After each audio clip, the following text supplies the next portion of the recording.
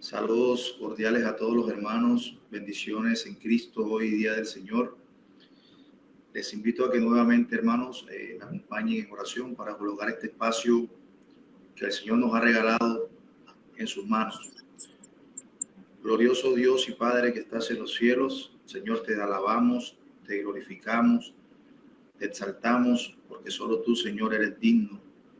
Padre, te damos muchísimas gracias. Gracias por permitirnos estos espacios hoy en tu día. A pesar de no podernos, de no habernos podido congregar físicamente, tú siempre permites las herramientas para que podamos siempre adorarte hoy en tu día, Señor.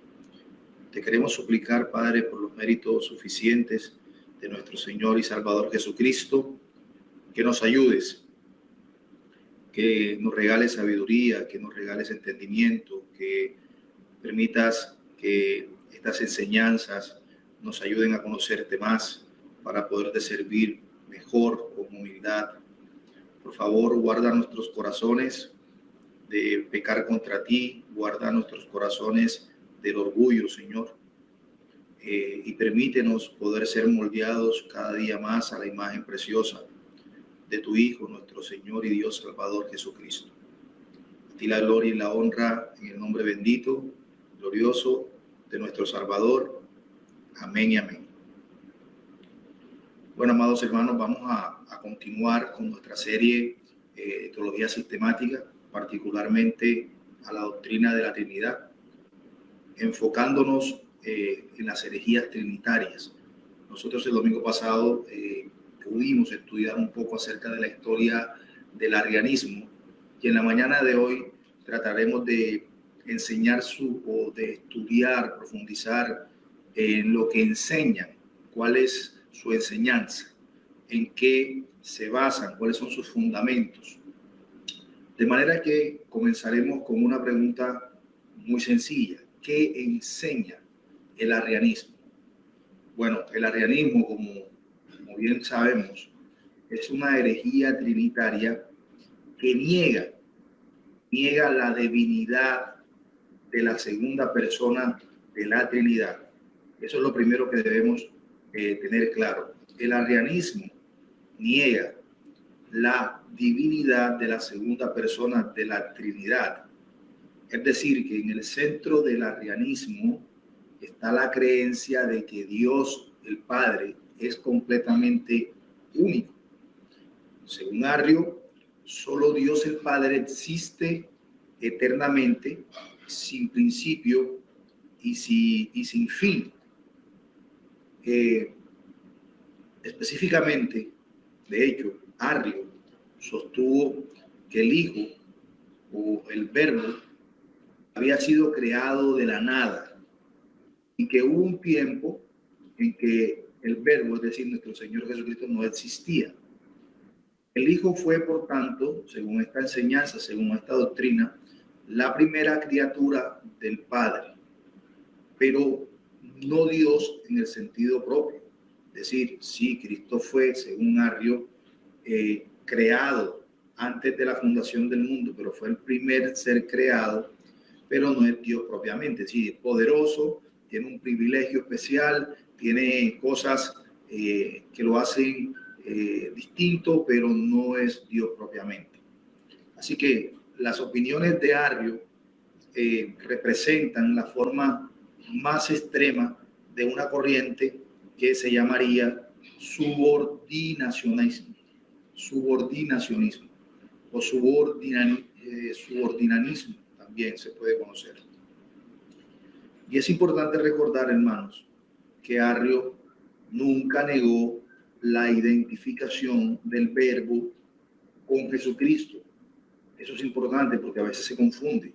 En todo caso, él siempre tendía a negar la plena humanidad de Cristo, como también lo hizo otros herejes como Apolinario de la Odisea, por ejemplo.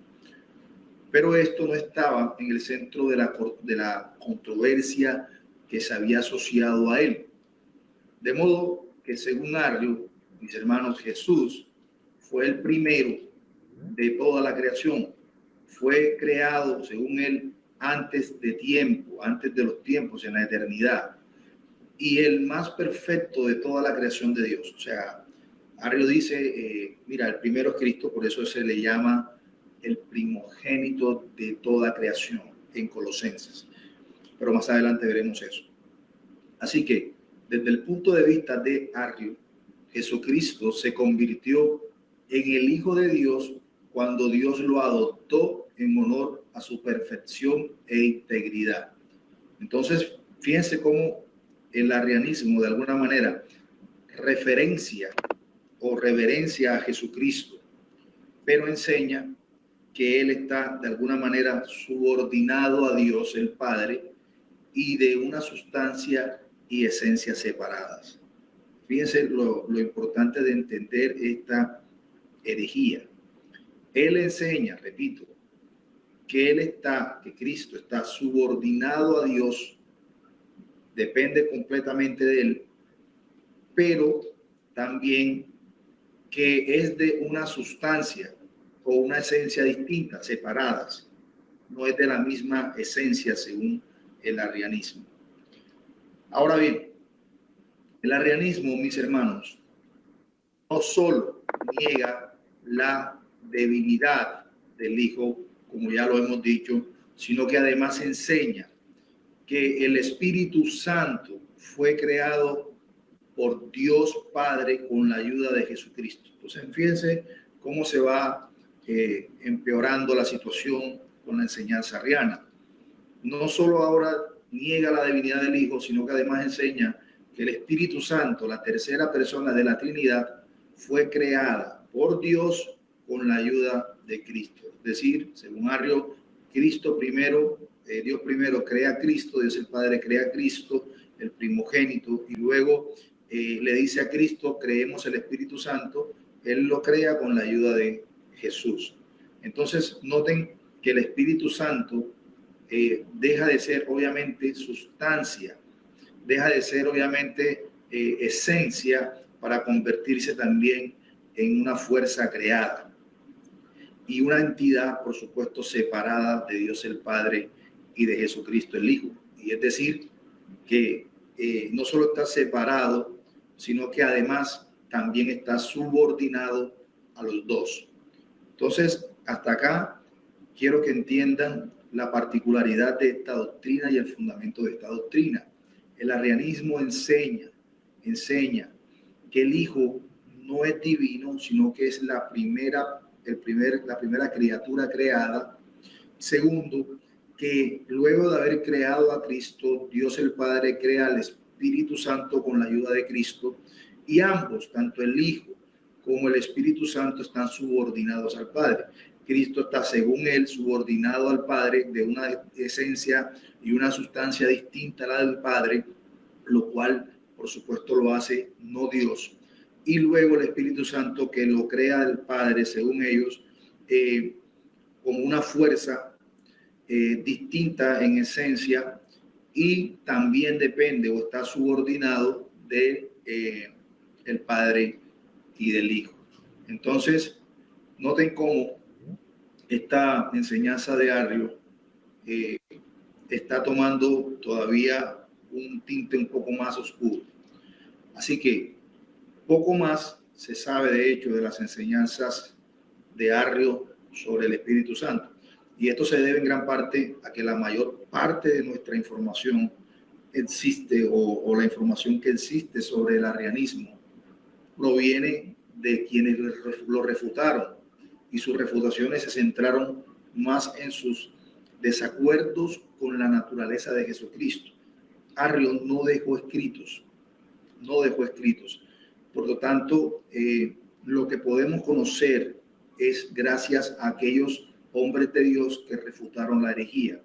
Y por supuesto también conocer un poco más en nuestros tiempos ya con aquellos que reciclaron la herejía. Estamos hablando propiamente de los testigos de Jehová, quienes de alguna manera reciclaron y han transmitido un poco más fervientemente su herejía, lo que ha hecho que muchos hayan podido estudiar más a profundidad qué es lo que realmente ellos creen.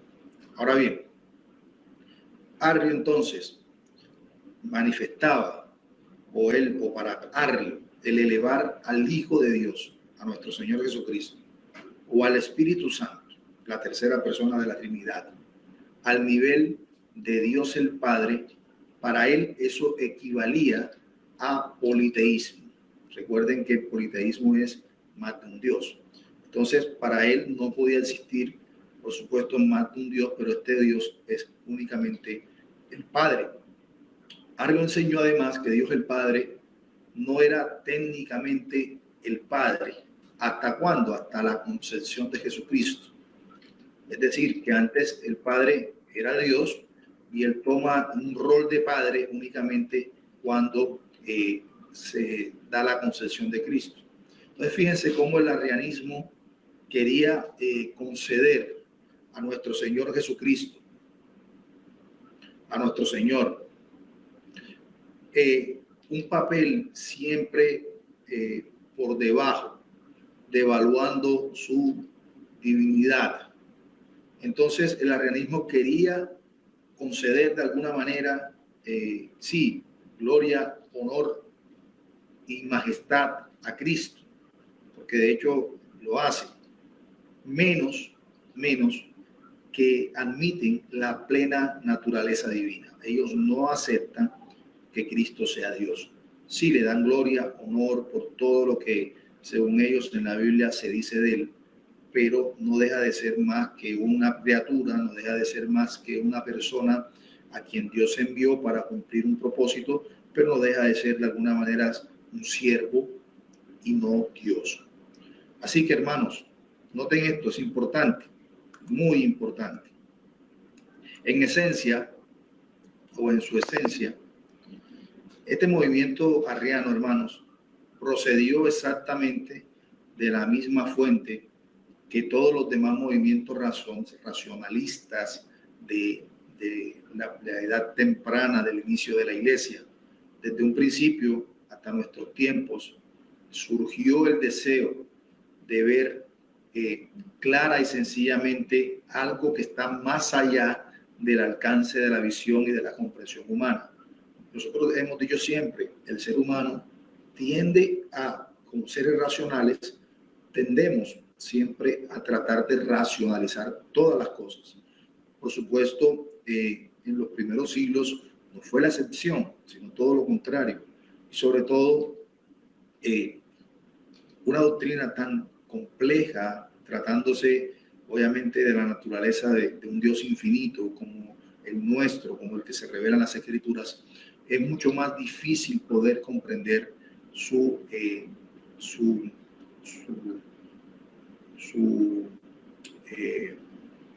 composición, por llamarlo de esa manera. Sabemos que Dios no está compuesto, pero tratar de digerir la doctrina de un Dios en tres personas era algo que racionalmente no se podía hacer.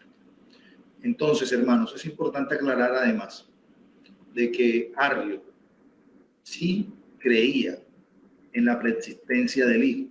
Ahora, ¿por qué digo esto? Porque muchos confunden y piensan que es que los arrianos negaban la preexistencia de Jesús. No, ellos no la negaban, simplemente que ellos seguían creyendo que el Hijo de Dios era una simple criatura. Según el arrianismo, Dios decidió, repito, crear al Hijo en la eternidad pasada. En la eternidad pasada. Y por lo tanto lo hace preexistente, porque fue en la eternidad pasada según ellos. Es decir, hubo un momento donde el Hijo literalmente no existía. Por eso en el concilio de Nicea y en Constantinopla en el 381 y Nicea en el 325 se afirmó la palabra coexistencia, coeterno, precisamente para abatir, para derrumbar, para refutar esta herejía arriana. Pero si Jesús no es 100% divino, amados hermanos, entonces no nos puede salvar.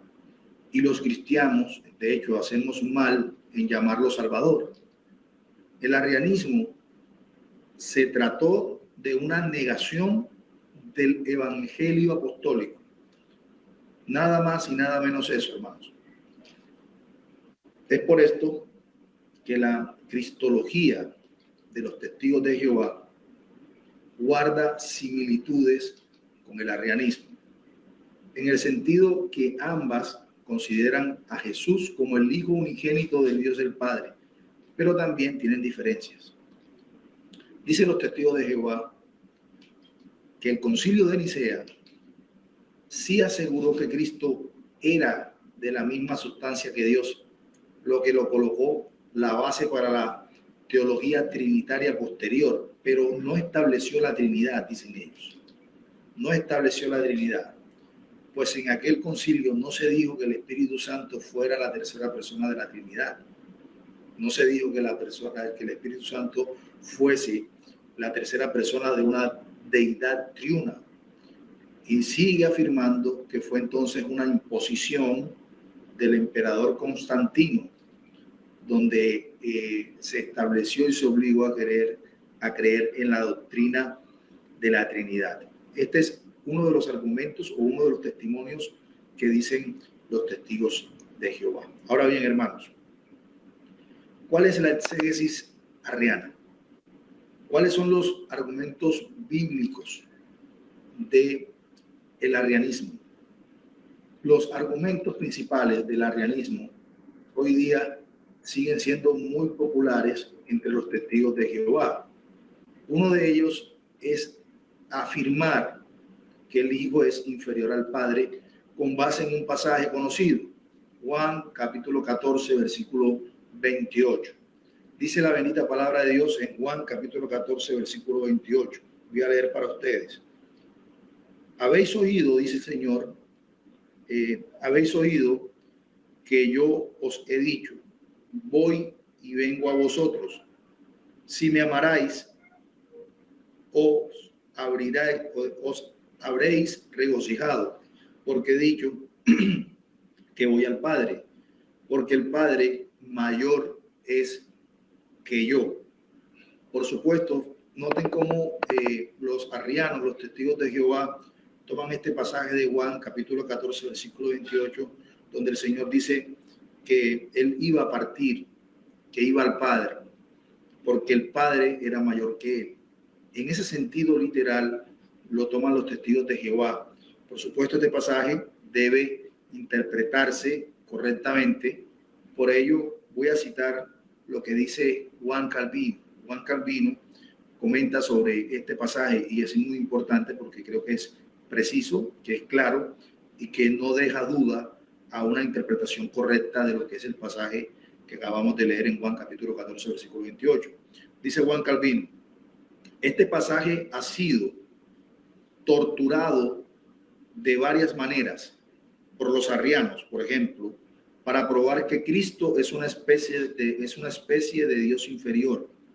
Argumentaron que es menos que el Padre.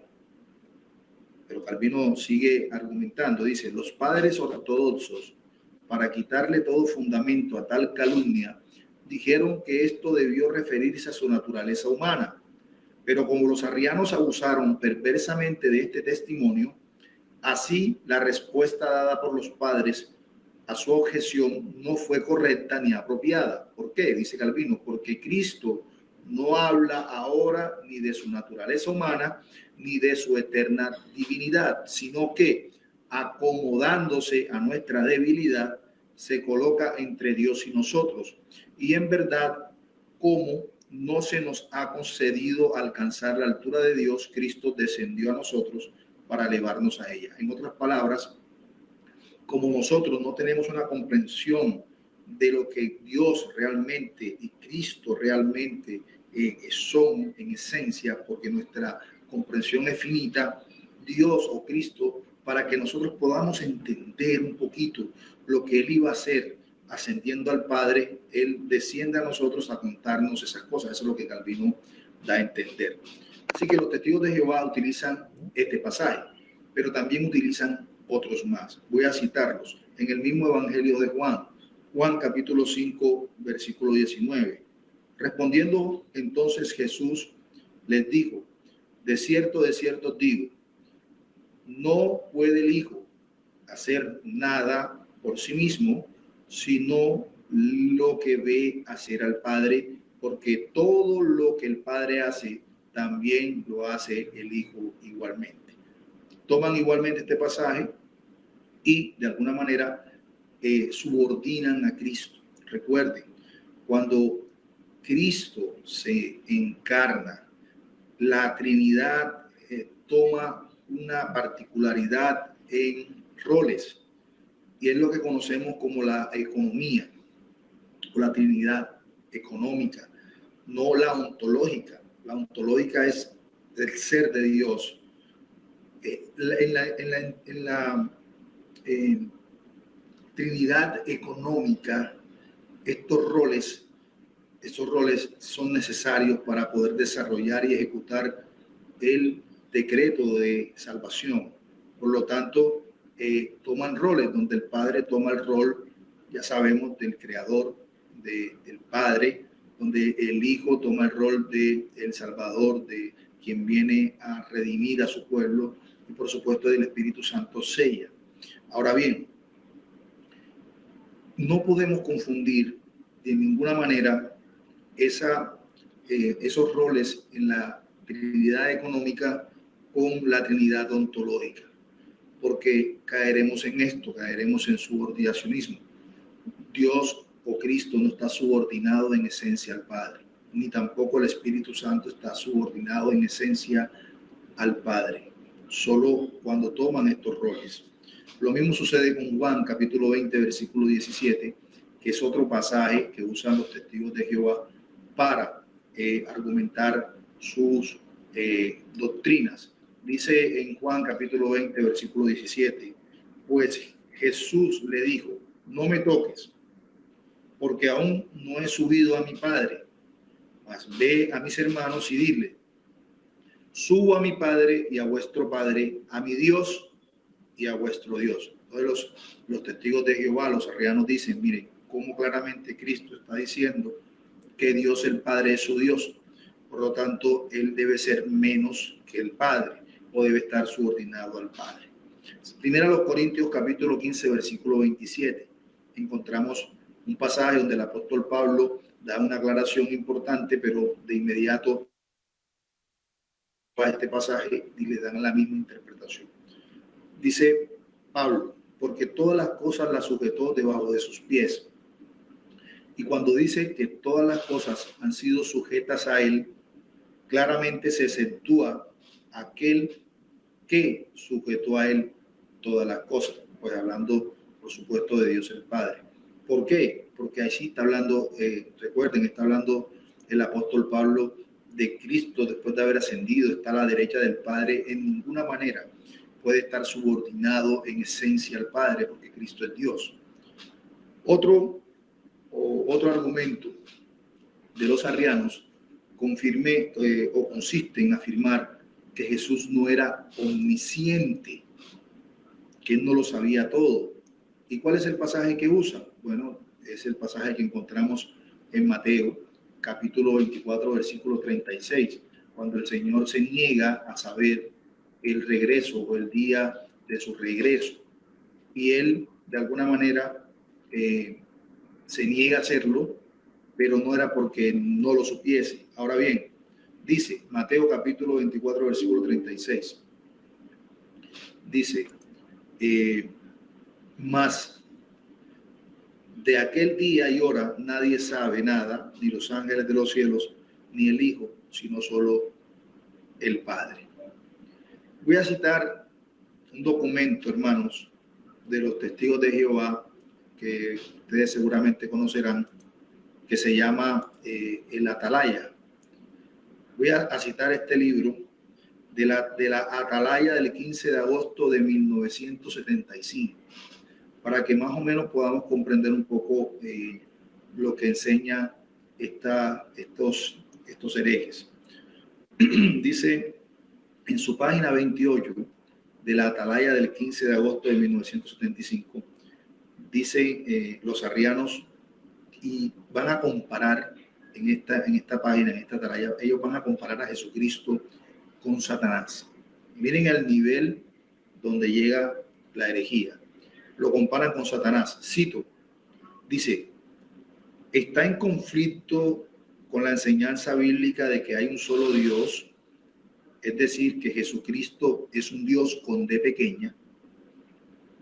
Ellos dicen, no está en conflicto, porque a veces la Biblia emplea el término Dios con D pequeña para referirse a criaturas poderosas.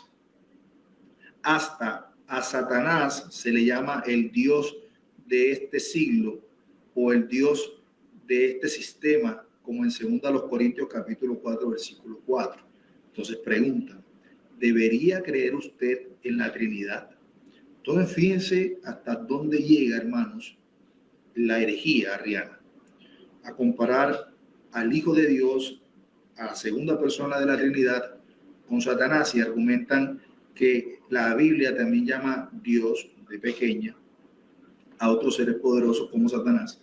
Por tanto, no ha de extrañarse, dicen ellos, que a Jesús también se le llame Dios, pero con D pequeña, para hacer una diferencia bien marcada entre Cristo y Dios el Padre. Entonces noten esto, es importante porque para los dirigentes de la iglesia, a lo largo de los siglos segundo y tercero, ellos siempre habían afirmado que el Logos había sido engendrado por Dios y por tanto era hijo de Dios. Pero Arrio se apoyó en esas afirmaciones y aprovechó para decir que como el Hijo fue engendrado, empezó a decir que el Logos, entonces, como fue engendrado, no podía ser verdadero Dios, porque él tenía un principio al ser hijo de Dios, mientras que el Padre era eterno. Entonces noten, volvemos siempre a esos misterios que solamente se encuentran en Dios, que pueda existir eternidad y al mismo tiempo generación. Eso solamente puede estar en Dios. Entonces es importante que siempre lo tengamos muy presente. Bueno, continúo con esto y con el atalaya, porque ellos van a continuar diciendo en ese atalaya, en la página 495. Ahora los testigos de Jehová se apoyan en el mismo argumento de Arrio. Dice, considerando desde el punto de vista del lenguaje el mismísimo hecho de que la palabra logos es el Hijo de Dios, indica un principio, ya que un hijo siempre es más joven que su padre, dicen ellos. En cuanto al padre, él siempre ha existido. Entonces fíjense cómo ellos empiezan siempre o comienzan siempre a dar ese énfasis de que el padre es más que el hijo, de que el padre es superior, de que el padre es el único Dios, de que el hijo simplemente fue creado, fue engendrado, pero ese engendrado, recuerden que para dogma cristiano no significa ser creado, sino compartir esa esencia divina. Pero para ellos efectivamente sí están hablando de creación.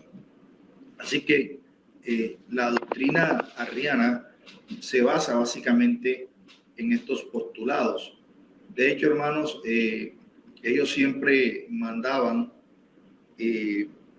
a los evangelistas suyos que van tocando las puertas y les decían, miren, si alguien quiere hablarle con lenguajes técnicos, si alguien quiere hablarle con elocuencia sobre el tema de defender la Trinidad, ustedes no se pongan a discutir, simplemente cítenle estos pasajes que acabamos de citar, como el de Juan capítulo 14, etcétera, etcétera, etcétera. Así que este es el fundamento bíblico, por llamarlo, de lo que ellos argumentan. Recuerden además, hermanos, que los arrianos, en este caso los testigos de Jehová, ellos tienen una Biblia que han falsificado. Ellos han literalmente, de una manera descarada, han quitado palabras en el original y han tergiversado las interpretaciones. Eso también es importante tenerlo muy en claro. Pero existe, por supuesto, una refutación muy clara, muy poderosa a la doctrina arriana. Y para refutar el arrianismo basta, por tanto, encontrarse pasajes en las Escrituras que muestren que el Hijo de Dios es plenamente Dios, con todo derecho a ser llamado Dios, hermanos, como Dios el Padre. Por ejemplo, nosotros vemos en el mismo Evangelio de Juan, en el capítulo 1, versículo 1, por eso el exégesis, el llamado siempre a interpretar un pasaje, debe ser con la base de la analogía de la fe, tomar siempre los textos en su contexto. Permítanme un segundo.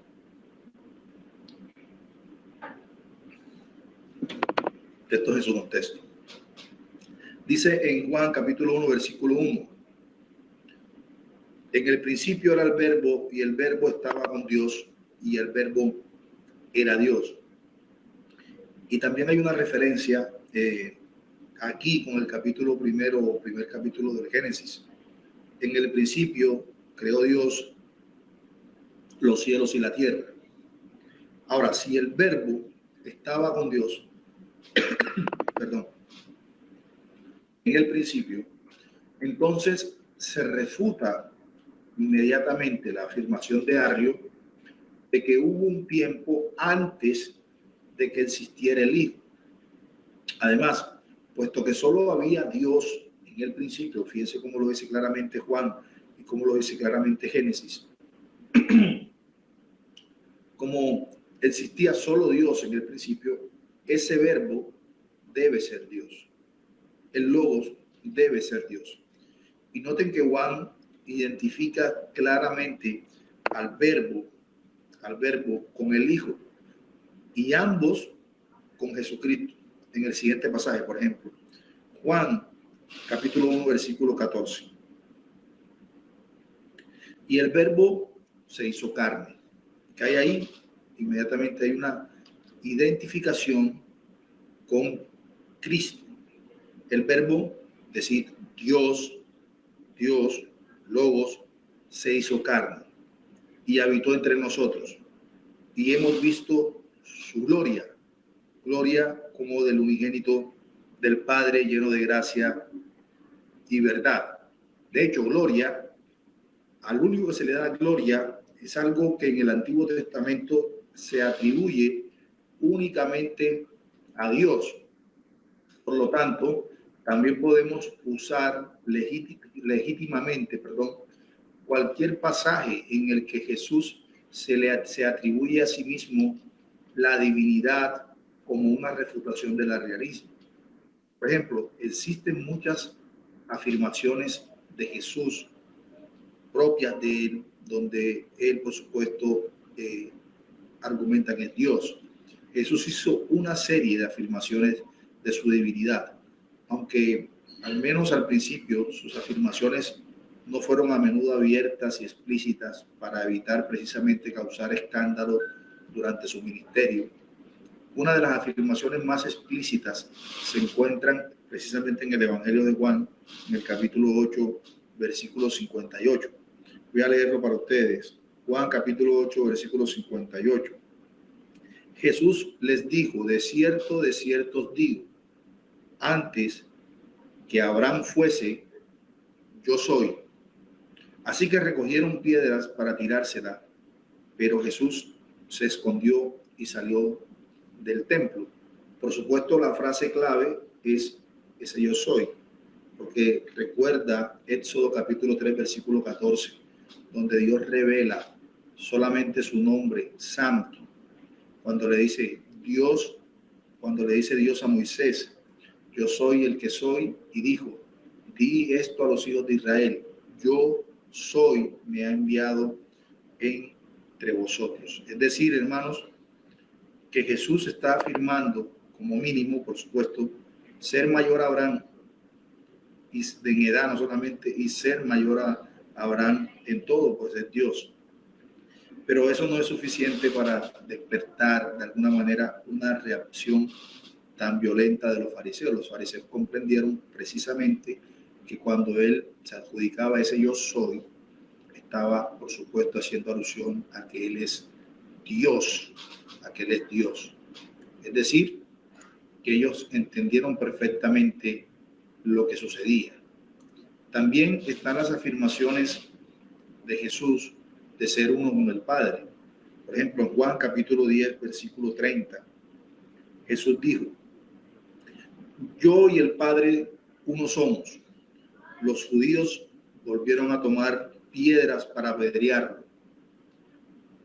Otro pasaje importante, Juan capítulo 17, versículo 20.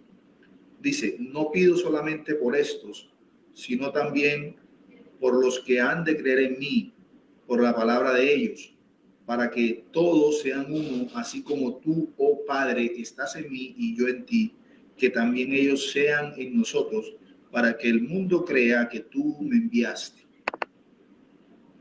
Y por supuesto, esto enfatiza, aclara, argumenta la divinidad de Jesús.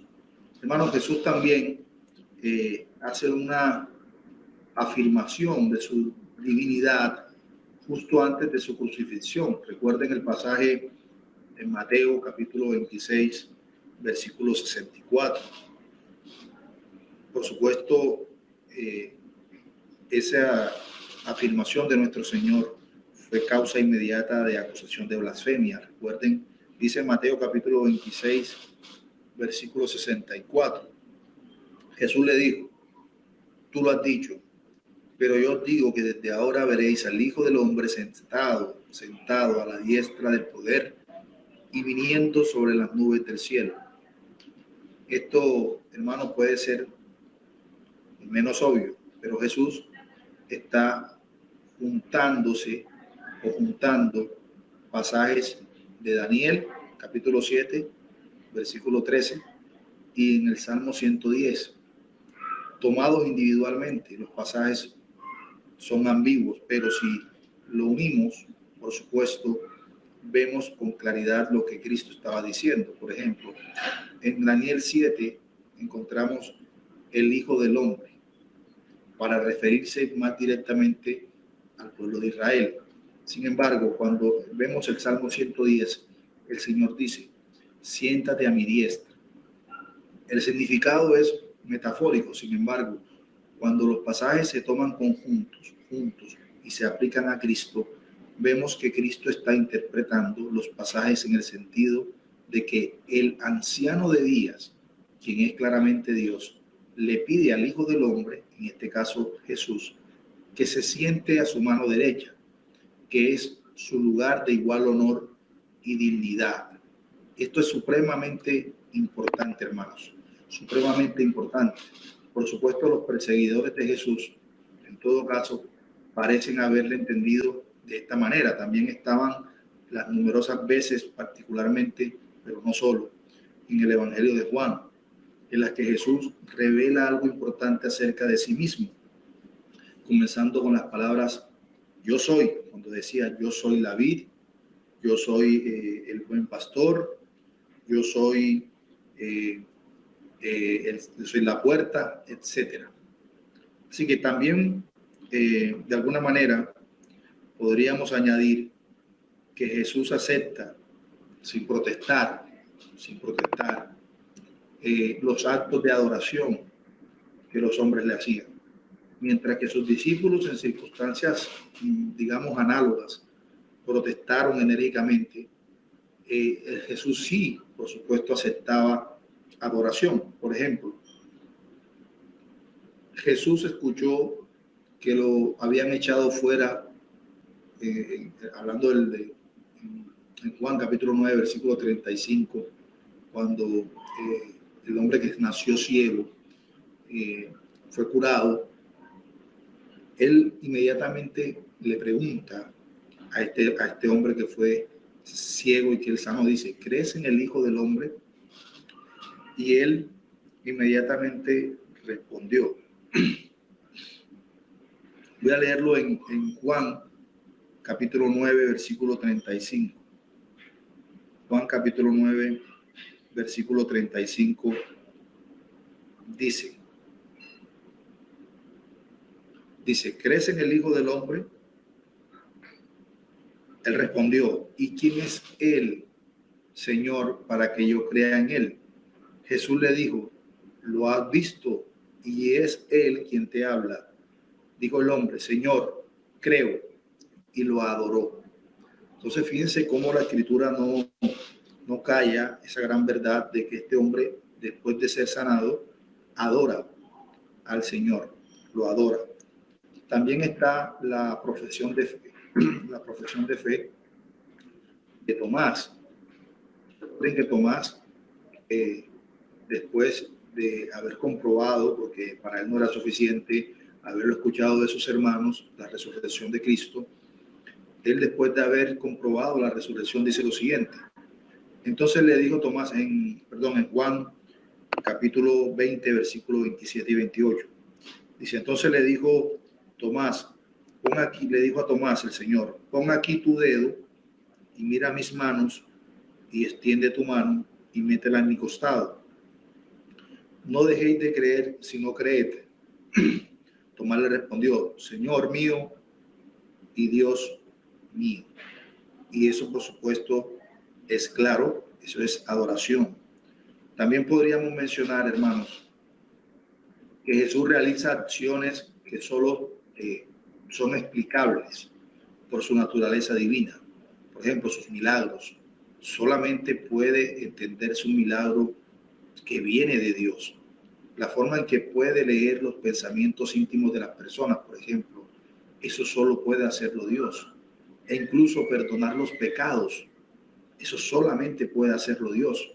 Y cuando Jesús vio la fe en ellos, por ejemplo, le dijo al paralítico en Marcos capítulo 2, versículo 5, Hijo, tus pecados te son perdonados.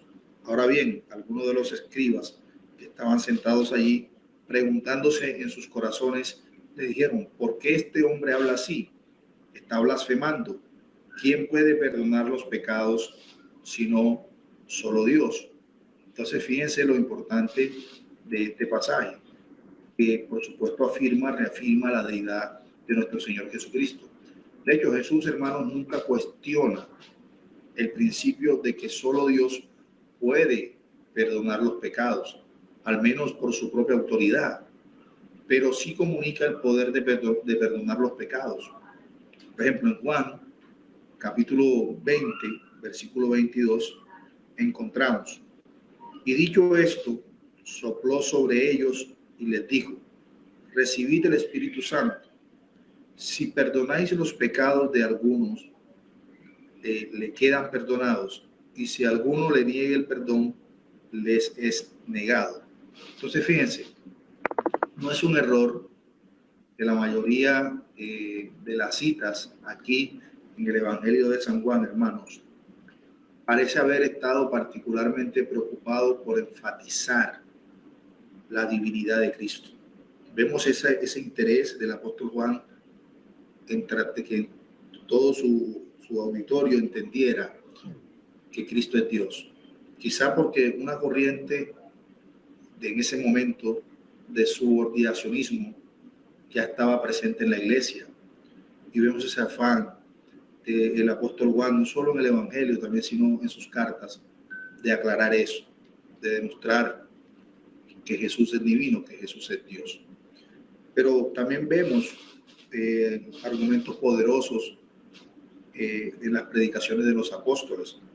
Otras afirmaciones de la divinidad de Cristo se pueden encontrar, de hecho, en las predicaciones de los apóstoles después de Pentecostés. Por ejemplo, está el discurso de Pedro en Pentecostés.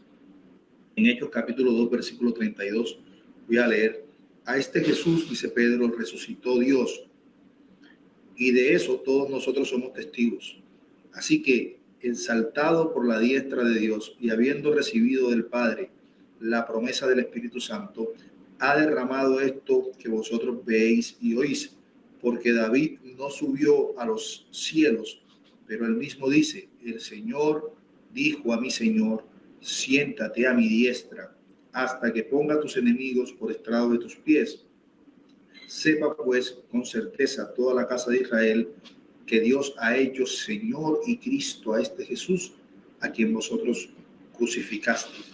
Por eso, hermanos, Jesús tiene la prerrogativa de derramar el Espíritu Santo. Más adelante en el versículo 33. Poder, escuchen bien, que solo puede atribuirse a Dios, como hizo el mismo Jesús durante su juicio. El apóstol Pedro ¿qué aplica? El Salmo 110 a Jesús, dando fe de que Jesús está sentado a la diestra de Dios, lo que en la mentalidad judía significa que tiene honor, dignidad igual a Dios. Así que después de que Pedro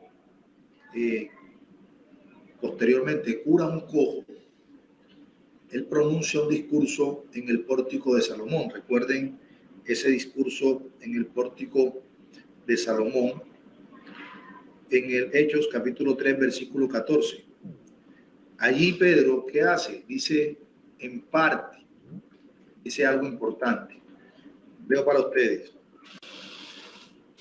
Pero negasteis al santo y al justo y pedisteis que se os concediera un homicida, hablando, por supuesto, de cuando pidieron a Barrabás, y matasteis al autor de la vida, a quien Dios resucitó de entre los muertos. Por supuesto, se está refiriendo al juicio de Jesús, en el que Barrabás fue liberado en su lugar. Pero Pedro afirma no solo la inocencia de Jesús, sino también su autoridad sobre la vida misma. Noten cómo él dice, matasteis al autor de la vida. Y esta autoridad solo puede ser de Dios. Además, el título de santo en el Antiguo Testamento se refiere a Dios. Por ejemplo, en Isaías capítulo 30, versículo 12, se le llama a Dios el santo. Y podríamos señalar, hermanos, otros pasajes que son, pero estos son los más claros. Y por cuestiones de tiempo, pues, no lo podemos hacer. Pero ya para concluir y en resumen, podemos decir, hermanos, que el Evangelio de Juan, que es el Evangelio donde más toma fuerza el argumento arriano, paradójicamente, hace un intento muy deliberado de demostrar la divinidad de Jesús y más central a nuestra pregunta, o sea, la plena divinidad de la palabra o del Hijo. Es en su Evangelio, en ese Evangelio de Juan, que se puede encontrar todas las afirmaciones más explícitas de su divinidad. Sin embargo, los otros evangelios, así como los otros escritos del Nuevo Testamento, también hacen muchas afirmaciones que implican la divinidad de Jesús y por lo tanto del Hijo. Pero entre estos, los más claros son de hecho los signos cristológicos de Pablo, pero hay muchos otros pasajes que implican, que insinúan, que confirman la divinidad de nuestro Señor Jesucristo.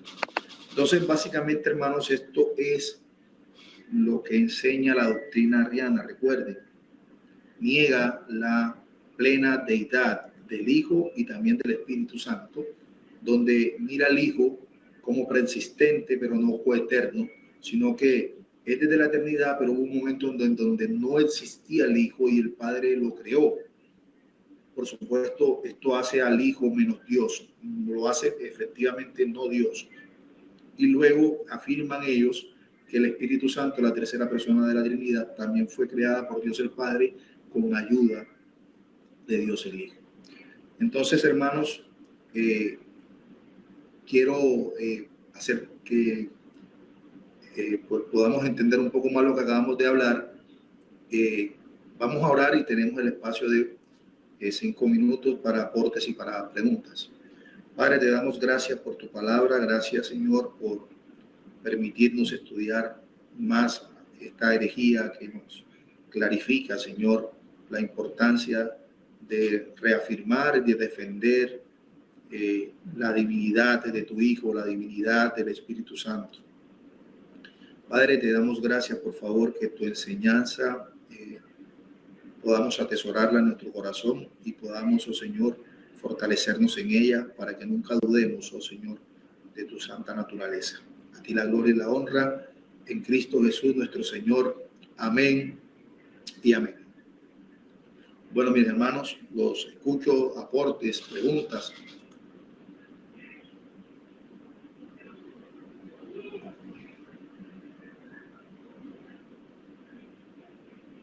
¿No hay?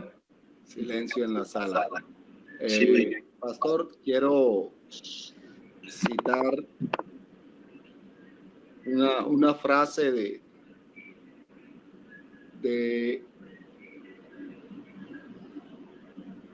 la doctrina de la Trinidad, o la doctrina preagustiniana sobre la Trinidad, y que se encuentra en ese libro maravilloso que escribió Agustín de Hipona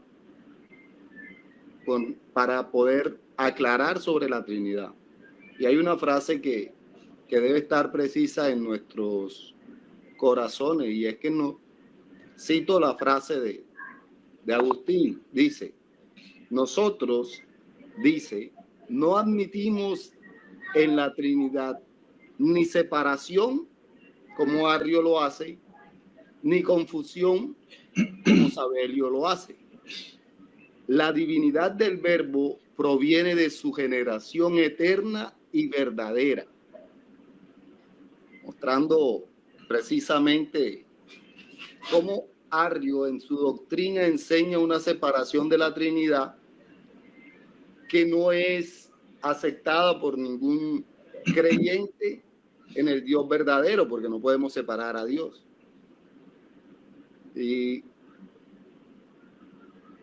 continúo leyendo en otro libro que tengo acá, donde también habla de la doctrina de la Trinidad, una enseñanza muy clara, y dice: Arrio tenía una perspectiva de Dios profundamente influenciada por la filosofía griega, la cual sobreenfatiza la trascendencia de Dios, presentándole como un ser remoto que no se involucra directamente con su creación.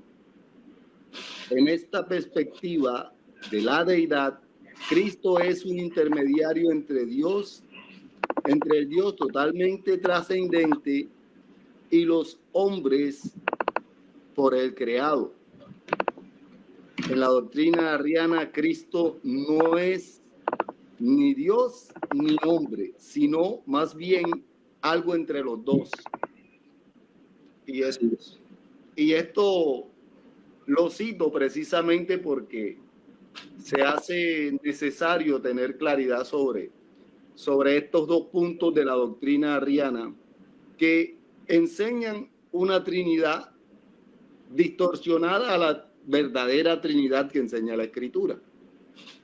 Porque al negar la divinidad de Cristo, se estaría negando prácticamente toda la Escritura. Todo el Nuevo Testamento habría que negarlo. Y no solo eso, Pedro, sino también, pues por supuesto, el Evangelio. Bueno, yo estaba oyendo de que Arrio, él se crió contemporáneamente en la cultura griega, y la cultura griega, pues los que no eran cristianos vivían más de los mitos y leyendas. Bueno, yo había oído que ellos hablaban mucho de los semidioses, hombres que eran hijos de dioses y eran como personas híbridas, como por decirlo así. Entonces de pronto ellos tenían una confusión ahí de su herejía, de esos mitos y leyendas. Entonces de pronto confundían ahí la escritura, la palabra de Dios, la verdad, con esos mitos y leyendas. Perdonen que me quedé Ahí regresó el pastor. Me quedé sin internet, pero aquí estoy. Okay. Bueno. Les decía que no solamente, Pedro, lo que tú afirmas, sino que también el Evangelio quedaría por el piso. ¿Por qué? Porque la necesidad de que el Salvador fuese Dios radica también en que primero, El Salvador debía ser una persona perfecta, que no hubiese violado la ley, pero también necesitaba ser un hombre porque necesitaba ser el representante, hacer lo que Adán no pudo hacer, pero al mismo tiempo para perdonar los pecados infinitamente, porque recuerden que cuando una persona muere sin Cristo, ellos van al infierno por toda la eternidad. Es decir, para poder perdonar los pecados por toda la eternidad, el único que podía hacer eso es Dios mismo. Dios mismo es quien puede recibir un castigo eterno en unos minutos. Y simplemente decir de que Cristo no era Dios era precisamente pues tirar a la borda todo lo que es el Evangelio. De hecho, el Evangelio carecería de fundamento de poder para salvar, pues Cristo, si una enseñanza arriana, Cristo no es Dios, pues obviamente Cristo no podía salvar de una manera eficaz o de una manera efectiva. Entonces, esa también es una de las razones muy importantes de defender la divinidad de nuestro Señor Jesucristo. Hermano pastor, una pregunta, ojalá que me entienda. Yo siempre te entiendo, varón. Mire, yo tengo, suponiendo, en nuestro tío Jehová, yo tengo entendido que si ellos, suponiendo, ellos entre veces cambian como ellos cambian como la doctrina o cambian entre veces la escritura, y quisiera saber si ellos están en un error o en pecado. Digo yo así, pues, ojalá que me entienda. Sí. Porque no sé explicarle a su manera o no les sé explicar cómo. Ya me imagino que ya usted me debe entender. Sí, Grego, gracias, tranquilo, te entiendo. Varón, es un pecado gravísimo. La herejía trinitaria del arrianismo es un pecado gravísimo, es un pecado muy, muy grave. Y el tergiversar y el doblar las escrituras para su propio beneficio también es un pecado grave. Hay muchas advertencias, de hecho, en la misma escritura sobre los que hacen eso. Entonces, digamos que lo que ha hecho los testigos de Jehová, el arrianismo con la Biblia de que ellos tienen, como lo ha hecho los mormones con el libro del Mormón y con la Biblia que han tergiversado, donde se atreven o osan de colocar incluso el nombre de su profeta John Smith, tiene un alto grado gravísimo, gravísimo de pecado. No sé si te respondí. Sí, mi hermanito, esa era la inquietud que tenía hace años, y en el sentido ahora la tengo más clara, porque entre veces como uno no puede lo que pongo yo, lo que Dios puso escrito en la antigüedad, para mí es como sagrada para mí, pues. No Ya solo le para entendí. ti, no solo para ti, pero para todos. O sea, la escritura no se puede ni doblar ni falsificar. De hecho, el padre de la mentira, Satanás, es lo que hizo desde el principio. Recuerden en Génesis que lo que hizo siempre fue falsificar, tergiversar lo que Dios había dicho. Así que cuando vemos estos casos, lo que vemos es un claro ejemplo de lo que Satanás hizo: tergiversar y falsificar las escrituras. Pastor, otra pregunta, que en el sentido cuando él de todos modos, en el sentido cuando Eva y Adán ahí mismo, digo yo que ahí hicieron algo malo contra la Biblia, digo yo. Ojalá que me entienda. Sí, Adán y Eva, recuerda que su pecado consistió primeramente en violar el pacto de obras. Recuerden que lo hemos hablado. Y por supuesto la desobediencia a ese pacto incurría en muchísimas otras cosas que ya hemos estudiado. La muerte espiritual, por ejemplo.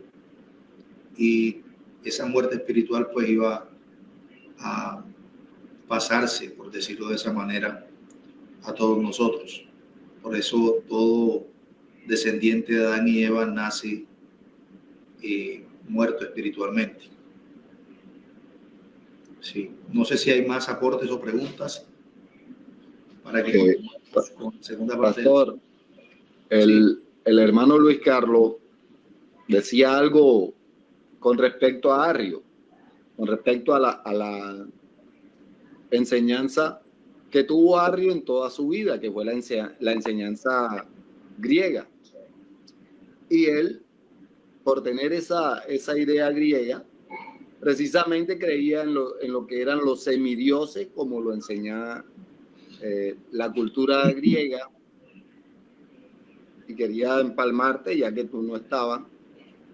Y al mismo tiempo decirle al hermano Luis Carlos que sí, el hecho de que él viniera de esa cultura griega lo llevaba a creer en eso que se conoce como semidioses y que mostraba como una distinción entre un Dios más poderoso que otro. Y es ahí donde puede que haya nacido su creencia con respecto a Jesús como Dios menos que el Dios verdadero, que el Dios Padre. Sí, recordemos que Arrio no fue realmente quien creyó primeramente esta doctrina. Recuerden que ya la doctrina Somosatene existía, y de hecho, por lo que decíamos ahorita de los escritos, o el énfasis que le marca el apóstol Juan a sus escritos, data de que efectivamente existía ya una especie de subordinacionismo en sus días, y él de alguna manera trata de erradicarla con sus escritos, enfatizando la divinidad de Cristo. Pero indudablemente la cultura griega impactó grandemente al cristianismo durante sus primeros siglos. De hecho, muchos como Orígenes, como otros padres, como otros hombres de la iglesia, tenían una influencia poderosa en la cultura griega, porque recuerden que siendo gentiles muchos, no israelitas, pues ellos vieron otras cosas.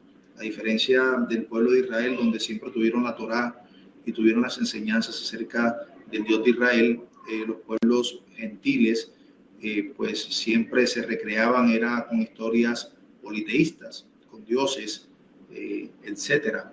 Entonces, no debió ser para nada fácil para los primeros cristianos poder discernir la verdad del error. O sea, y de hecho vemos como, por ejemplo, el mismo apóstol Pedro tuvo problemas para poder desarraigar el judaísmo en su vida, y vemos precisamente esa pelea que tuvo con el apóstol Pablo, donde Pablo lo exhorta públicamente.